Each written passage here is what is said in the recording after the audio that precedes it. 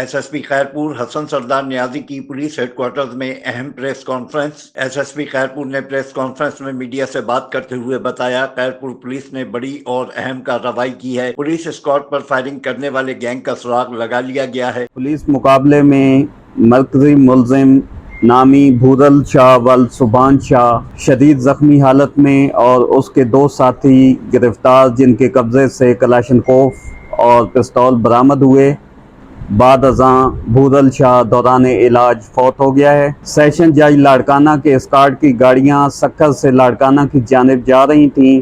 جب یہ گاڑیاں رات 12:50 کے قریب ابلوا پل کے مقام پر پہنچیں تو دیکھا کہ کچھ ملزمان ایک لوڈر کو لوٹ رہے تھے۔ پولیس کی گاڑیاں دیکھتے ہی ملزمان نے اندھا دھند فائرنگ شروع کر دی، جس کے نتیجے میں ایک پولیس اہلکار پی سی مقبول اعظم شیخ شہید ہو گیا، جبکہ 2 دیگر اہلکار زخمی ہوئے۔ اس واقعے کا مقدمہ تھانہ ٹنڈو مستی خان پر نامعلوم ملزمان کے خلاف درج کیا گیا۔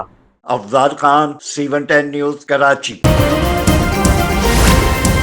C110 نیوز، خبر کی اصل خبر۔